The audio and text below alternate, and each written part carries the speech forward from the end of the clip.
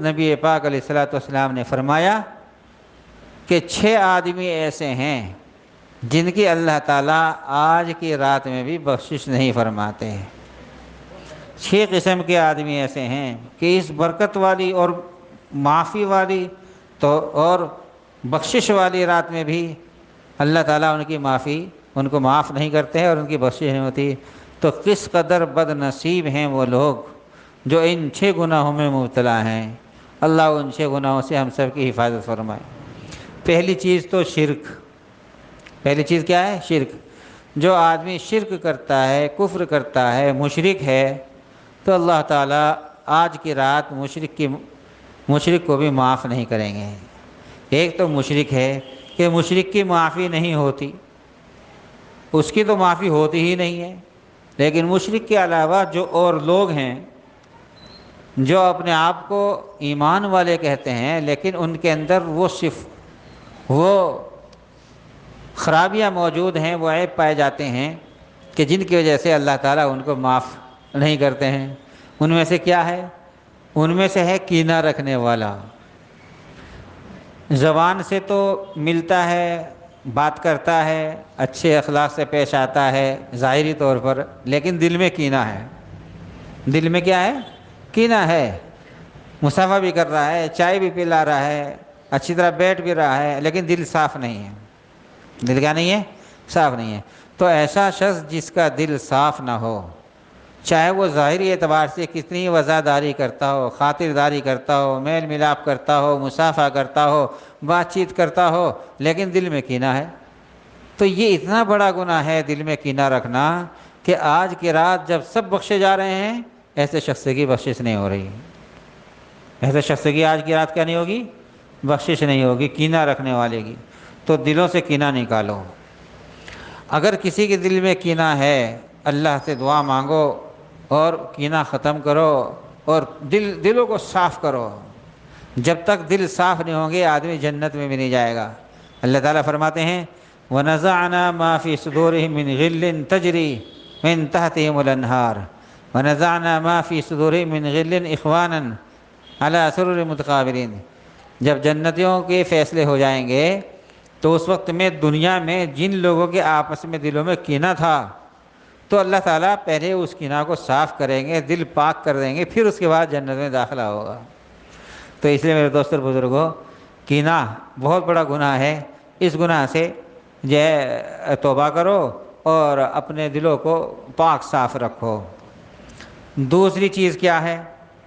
دوسری چیز ہے رشتہ داروں سے تعلق توڑنا۔ آج کی رات میں اللہ تعالیٰ ایسے لوگوں کو جو قطع رحمی کرتے ہیں، آپس میں رشتوں کو جوڑنے کے بجائے توڑتے ہیں، تو رشتے توڑنے والے نبی پاک علیہ السلام نے تو حکم دیا ہے کہ رشتوں کو جوڑو۔ قرآن میں بھی حکم آیا بار بار کہ ایمان والوں کی صفت یہ ہے یصلون یوصلون یصلون، کہ آپس میں صلہ رحمی کرتے ہیں، صلہ رحمی کرتے ہیں۔ تو صلہ رحمی کا مطلب رشتہ داری کو جوڑنا، آپس میں رشتہ داروں کا آپس میں مل جل کر کے رہنا، پاک صاف ہو کر کے رہنا اور تعلق کو قائم کر کے رہنا، یہ صلہ رحمی ہے۔ اور تعلقات کو توڑنا اور منہ پھیر کر چلنا، بھائی بھائی آپس میں منہ پھیر رہے ہیں، قبیلے میں اور خاندان میں ایک دوسرے سے بات چیت نہیں ہو رہی ہے اور رشتہ داری ختم کی جا رہی ہے، تو یہ بہت بڑا گناہ ہے۔ اتنا بڑا گناہ ہے کہ آج کی رات میں اللہ ایسے لوگوں کی بخشش نہیں فرما رہے ہیں جو دلوں میں کینہ رکھتے ہیں اور قطع تعلق رکھتے ہیں، جو تعلق کو توڑتے ہیں۔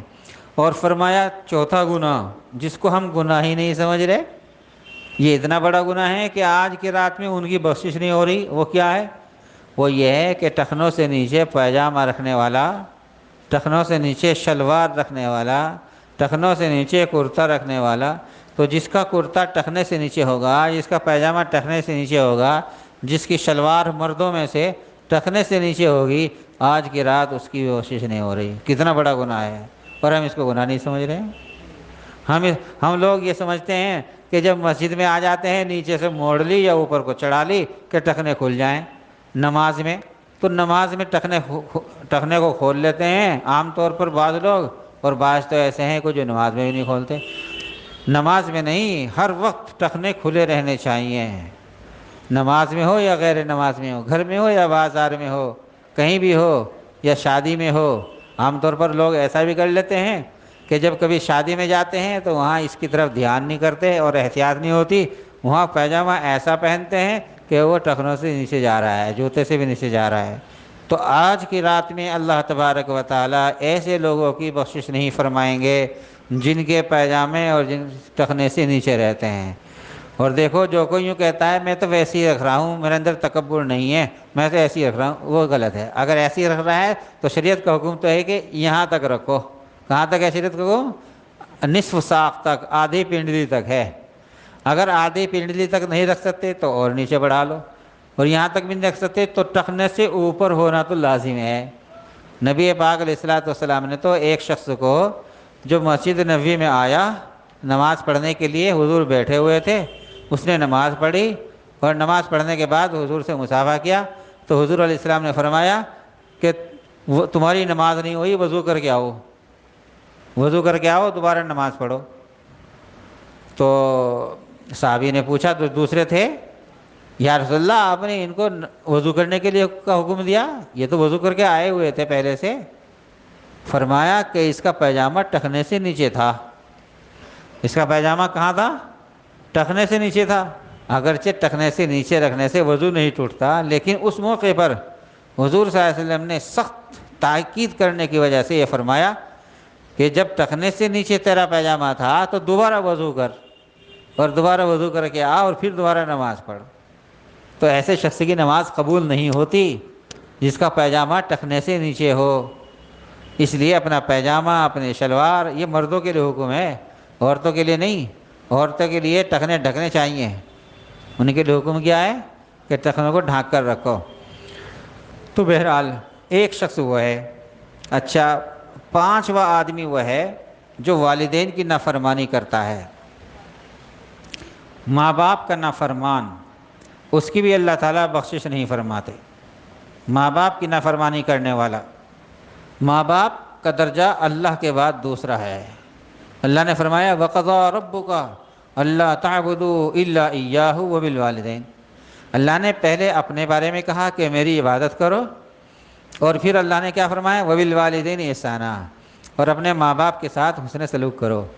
چونکہ اصل پیدا کرنے والا تو اللہ ہے، پیدا کرنے والا اللہ ہے، لیکن ظاہری سبب اللہ نے انسان کے پیدا کرنے کا اس کے ماں باپ کو بنایا ہے، تو ظاہری اعتبار سے ماں باپ پیدا کرنے والے ہوئے۔ اس لیے اللہ نے اپنے بعد دوسرا درجہ ماننے کے اعتبار سے، پہلے اللہ کی مانو پھر ماں باپ کی مانو، پہلے اللہ اور رسول کی مانو اور اس کے بعد کس کی مانو؟ اپنے ماں باپ کی۔ لیکن جائز چیزوں میں اور شریعت کے خلاف چیز میں نہیں، چونکہ اللہ کی اطاعت اور نافرمانی میں تو کسی کی بات نہیں ماننی ہے۔ جائز چیزوں میں ماں باپ کے اللہ کے بعد ماں باپ کا درجہ ہے اطاعت کرنے کے اعتبار سے۔ لہذا جو لوگ ماں باپ کی اطاعت نہیں کرتے ہیں، ان کی نافرمانی کرتے ہیں، ایسے لوگوں کی دعا آج کی رات بھی قبول نہیں، اور ایسے لوگوں کی بخشش آج کی رات میں نہیں ہے۔